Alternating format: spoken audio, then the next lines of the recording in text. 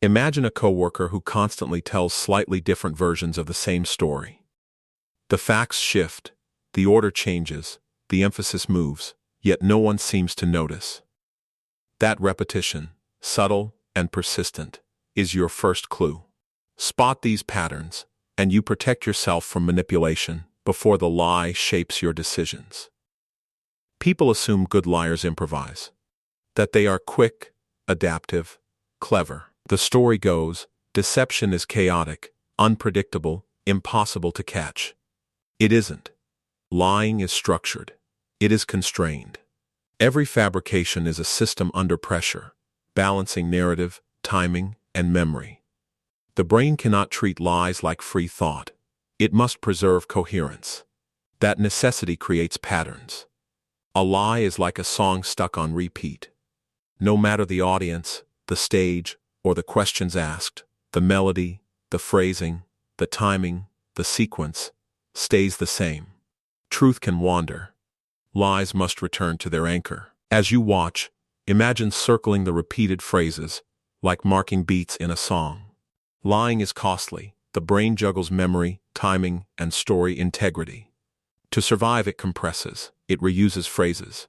It stabilizes pacing. It anchors to familiar explanations.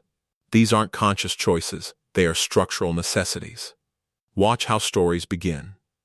Listen to which details appear naturally and which never do. Observe pauses, phrasing loops, micro-delays. Innocent people vary. Liars stabilize. Most detection fails because we hunt for emotion. A twitch, a glance, a nervous laugh. These are noise. Patterns are signal. The tell is not how a liar acts, but how little they change under pressure. The uncomfortable truth. Deception is not exposed by contradiction. It is exposed statistically, through frequency, through repetition, under constraint.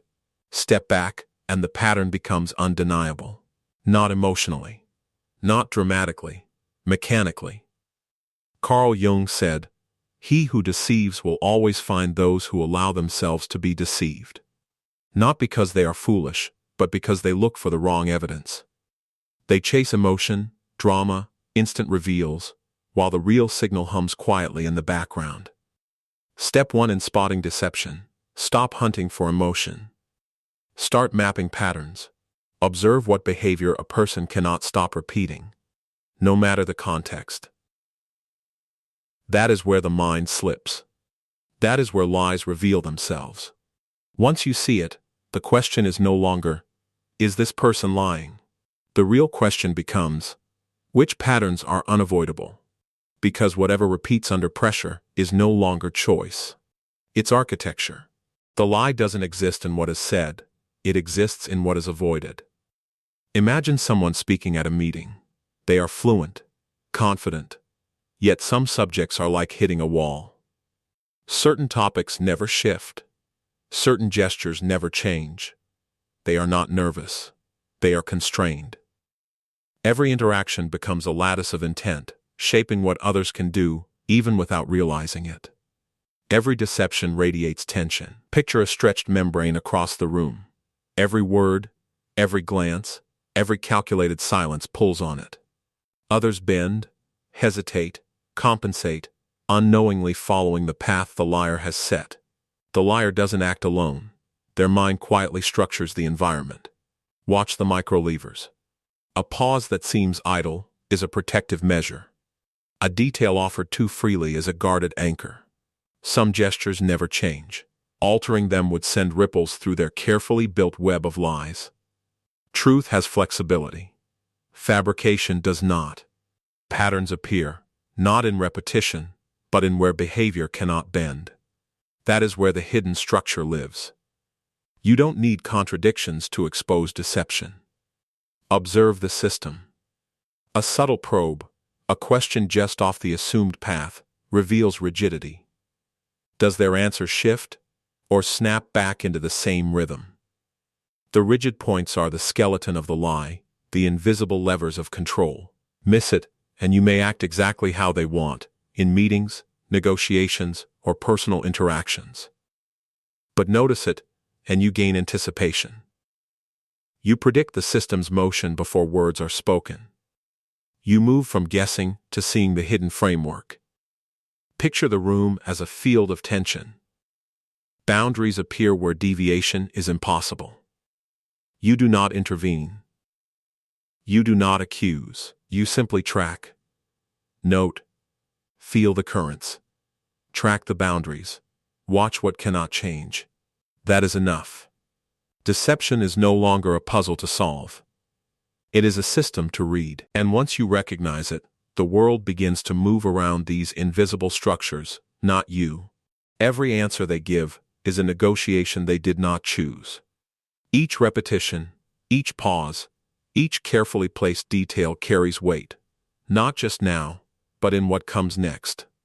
Deception is a process stretched over time, not a single slip. Spot these arcs, and you gain leverage in meetings, conversations, or personal interactions. Miss them, and you move exactly as they intend. Picture a pendulum. The first lie is the push. Subsequent lies are the swings, each carrying momentum. Push too far, and it snaps back. Too little, and it drifts aimlessly. The liar is trapped in this rhythm.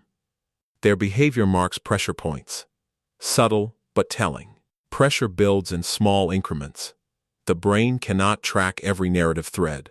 Memory, attention, risk, all strain under repeated fabrication. Watch for microfractures, repeated phrases that misalign, gestures that hesitate, details that shift slightly. These cracks are not mistakes. They are the structural limits of deception. Observe the system. Introduce a neutral disturbance, a question off the assumed path, a subtle timing change. The pendulum reacts. You do not push, you watch. Note where effort stiffens, where tension increases to maintain alignment. These are the pressure points. Patterns reveal themselves over time, not instantly. Latency, hesitation, over-precision, they all indicate strain. Track them, and you move from guessing to predicting. You see the rhythm of deception before the lies fully emerge. Visualize a stretched elastic web. Each interaction stretches it, testing its limits. Micro-fractures appear long before collapse. Your task is not to catch the collapse. Your task is to read the tension, anticipate where it will bend, and act where opportunity emerges. Simple steps to practice. Watch repetition. Track timing. Note micro-fractures. Deception is no longer a puzzle to solve. It is a system to observe, a rhythm to read. And once you recognize it, you step out of their control. You move in alignment with the arcs of tension, not against them. Sometimes the most powerful action is nothing at all. You do not intervene.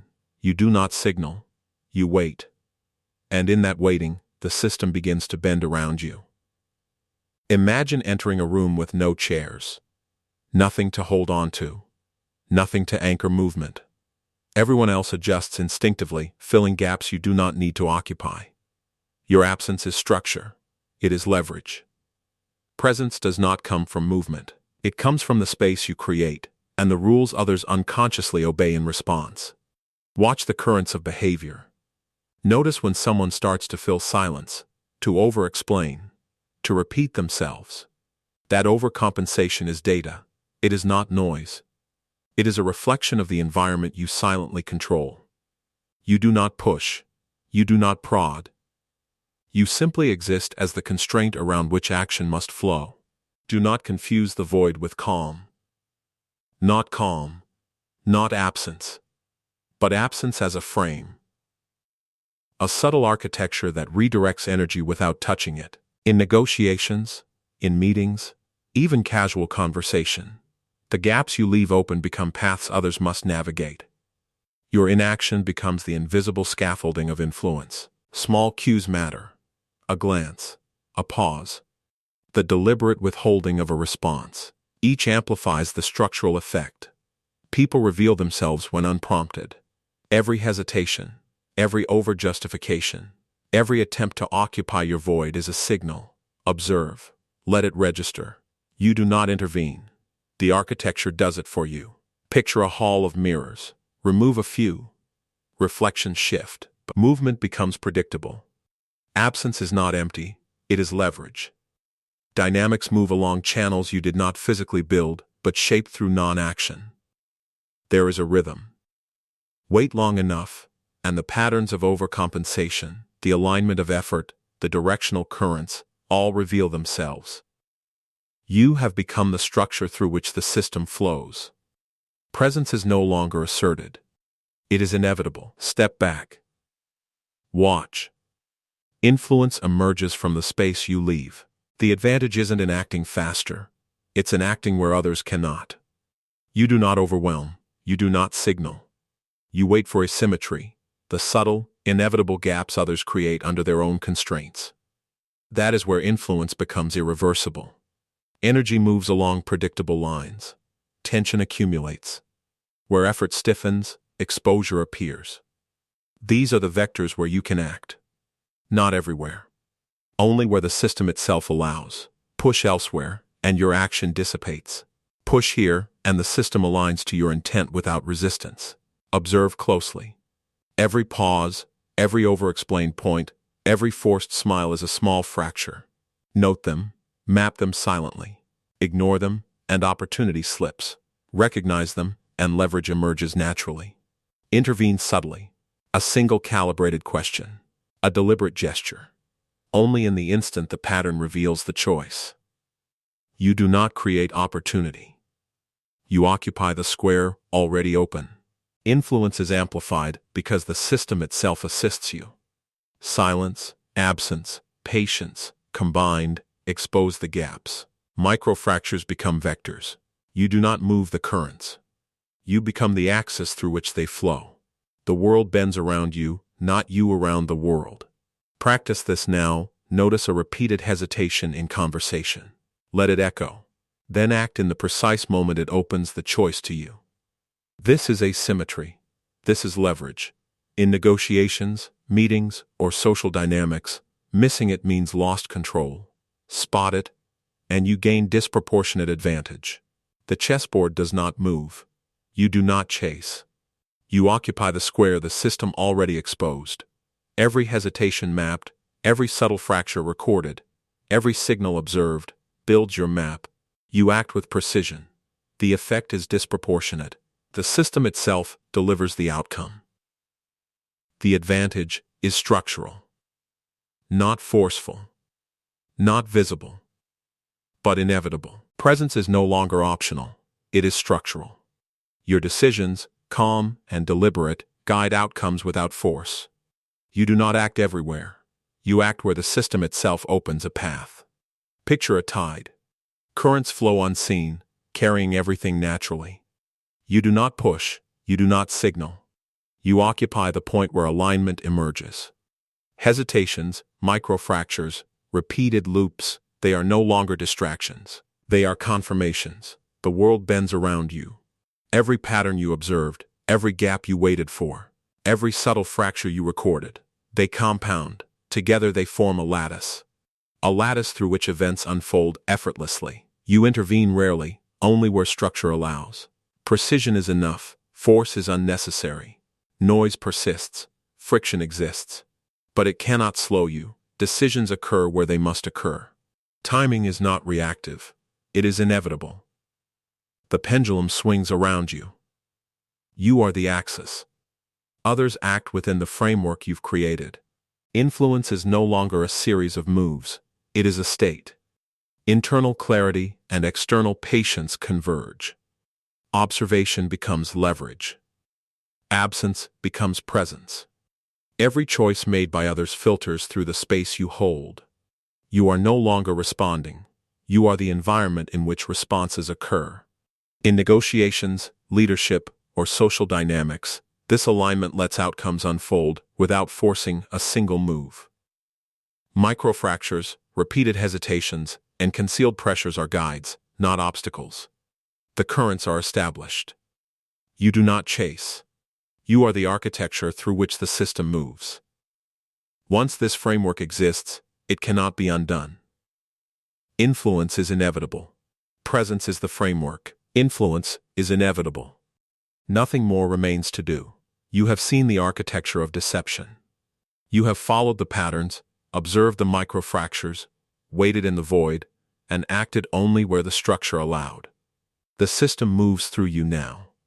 Every hesitation, every concealed intent, every repeated signal unfolds within the framework you have quietly set. You do not chase outcomes, they arrive through the channels you have created. There is no next move. The dynamic completes itself.